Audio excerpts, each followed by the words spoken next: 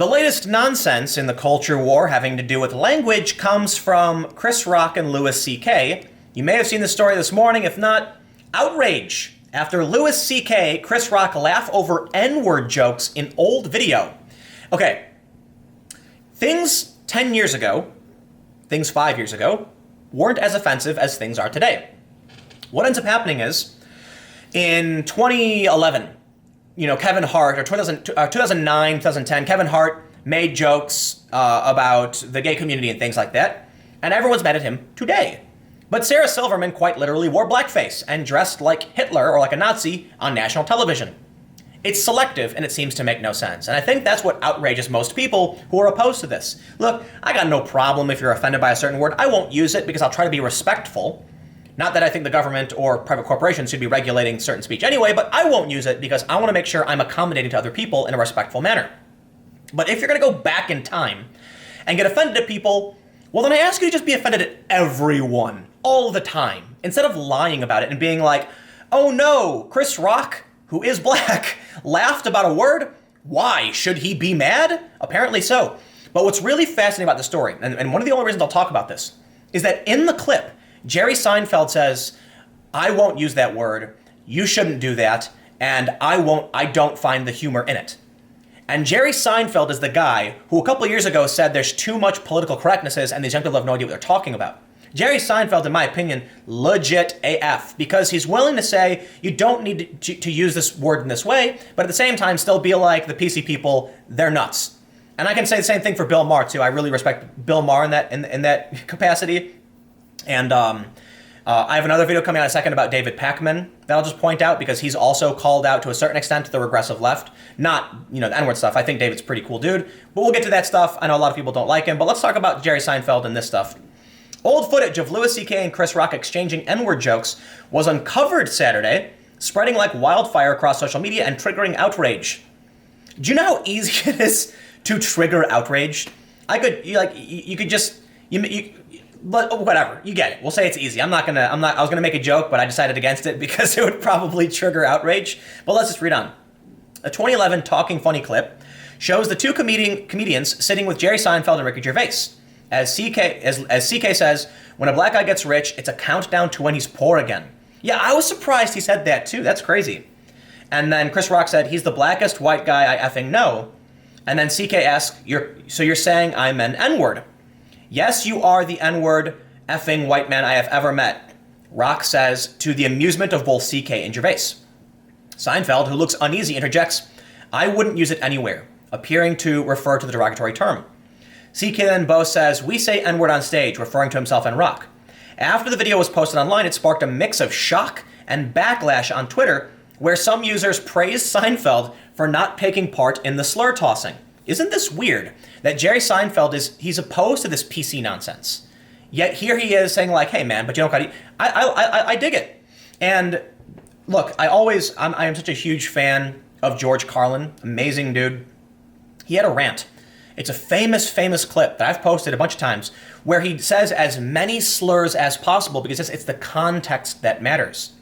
And so I think to an extent he's at odds with Jerry Seinfeld's opinion. But I also think that times do change.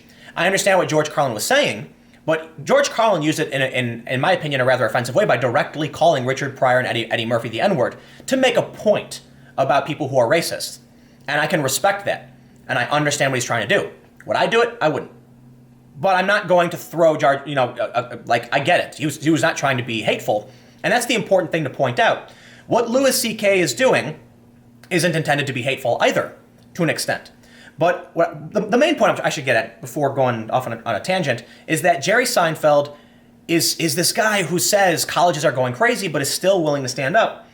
So you got DeRay McKesson, the famous Black Lives Matter activist, says, what was Chris Rock thinking? Monique Judge says, I'm sorry, Chris Rock did what? So Jamel Hill says, I know black folks who are completely comfortable with white people saying the N-word in their presence, have had to tell a few white folks that I am not that black person. Still, it says something that the only person who was uncomfortable was Seinfeld. Yeah, maybe it's because Seinfeld is Jewish, and so he's faced the brunt of some of this kind of language in a certain way. I don't know who this @dad guy is, but he says, shout out to Jerry Seinfeld, though. For CK, the resurfaced remarks are a second hit to his career, which was already upended in November 2017 after he admitted to sexually harassing multiple women. Can we just stop here for a second? Louis CK was doing things to himself in front of women. I don't know if that's necessarily harassment other than it's just like a weird, inappropriate behavior. But there's another article that I pulled this up on Google. This is interesting. It's from Hip Hop DX. They said, here's why Twitter wants to trade Chris Rock for Jerry Seinfeld. What's fascinating to me is that people are criticizing Chris Rock for being okay with it. I thought that, Chris Rock as a black man was allowed to determine whether or not it was right or wrong in his presence, but now they're coming for Chris Rock. But this article mentions a few tweets where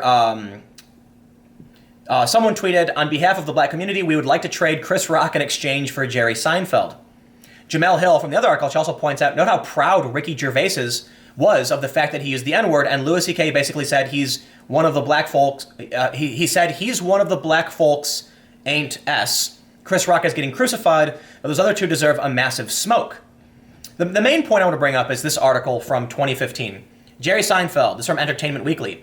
College students don't know what the hell they're talking about. And I think a lot of people can respect what Jerry Seinfeld says. And this is the reason I want to talk about this story is not because I care that people are upset over Chris Rock. It's that I feel like I kind of align with Jerry Seinfeld in this regard.